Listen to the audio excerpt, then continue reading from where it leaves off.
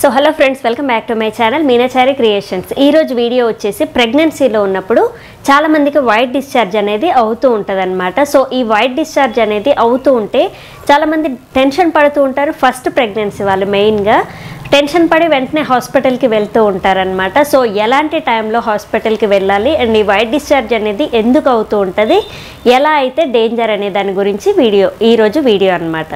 So ఇంకా late చేయకుండా వీడియోలోకి అయితే వెళ్దాం మనము.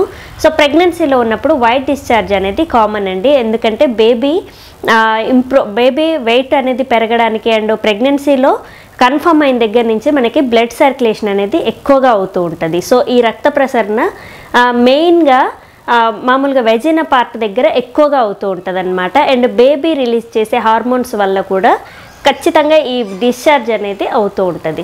సో ఈ వైట్ డిశ్చార్జ్ అవుతూ ఉంటే మనము మామూలుగా కొన్ని సిమ్టమ్స్ కనపడుతూ ఉంటాయి. సో ఎలాంటి సిమ్టమ్స్ కనపడకుండా మనం యూరిన్కి వెళ్ళినప్పుడు కొంచెం జిగురుగా కొంచెం వైట్ కలర్లో అలా ఉంటుంది.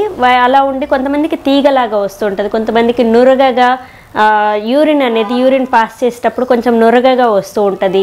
అండ్ కొంతమందికి స్మెల్ వస్తూ ఉంటుంది. కొంతమందికి ఏమో వైట్గా కాకుండా కొంచెం ఎల్లో కలర్లో, లేదంటే లైట్గా థిక్ బ్రౌన్ కలర్లో ఇలా, లేదంటే క్రీమ్ కలర్లో ఇలా కనపడుతూ ఉంటుంది. సో వైట్గా కనపడ్డప్పుడు మీరు టెన్షన్ పడాల్సిన పని ఏం లేదు. అండ్ తీగ మాదిరిగా వస్తే కూడా మీరేం టెన్షన్ పడకండి.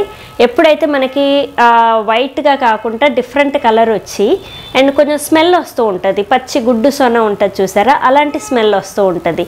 అండ్ కొంతమందికి యూరిన్ అనేది ఎక్కువగా వస్తూ ఉంటుంది. సో అది యూరినా లేదంటే ఉమ్మనీరు అనేది కూడా మీరు కనుక్కోవాలి. సో ఉమ్మనీరు అయితే మాత్రం అది ఆటోమేటిక్గా ఒక్కసారి ఫ్లో అనేది వచ్చాక ఇంకా ఆగదు.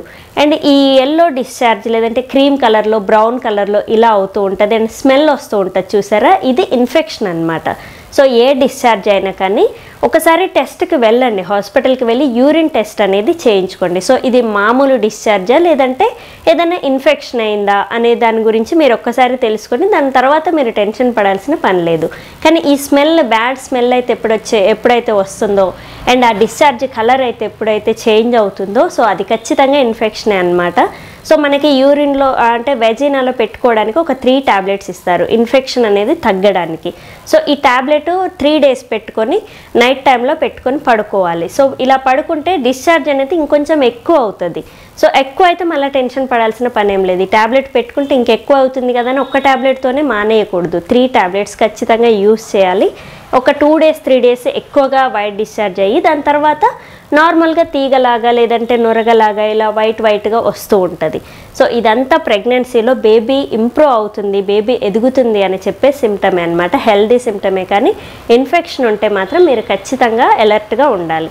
ఈ ఇన్ఫెక్షన్ అనేది మనకి ఉమ్మనీరు బ్యాగ్ ఉంటుంది కదా, ఈ బ్యాగ్ మొత్తాన్ని కూడా మొత్తం తొందరగా ఓపెన్ చేసి బేబీ తొందరగా డెలివరీ అవ్వడానికి యూజ్ అవుతుందన్నమాట. అంటే ఇన్ఫెక్షన్ అనేది తొందరగా నెలలు నిండకుండానే డెలివరీ చేస్తుంది. సో ఖచ్చితంగా ఇన్ఫెక్షన్ ఏమైనా ఉంటే అలర్ట్గా ఉండాలి, ఎందుకంటే నెలలు నిండని బేబీ అనేది మీకు పుట్టే అవకాశం ఎక్కువగా ఉంటుంది. అండ్ ఈ ఇన్ఫెక్షన్ అనేది ఎప్పుడు దురదగా ఇచ్చింగ్ లాగా అలా కూడా అనిపిస్తూ ఉంటుంది. ఇలా ఉంటే కూడా మీకు అండ్ బేబీకి ఇద్దరికి మంచిది కాదు, ఇన్ఫెక్షన్ అనేది ఎక్కువ అవుతుందని అర్థం. సో ఎప్పుడైతే ఇచ్చింగ్ ఉంటుందో అండ్ స్మెల్ ఉంటుందో అండ్ కలర్ చేంజ్గా డిశ్చార్జ్ అవుతూ ఉంటుందో అప్పుడు మీరు ఖచ్చితంగా హాస్పిటల్కి వెళ్ళాలి.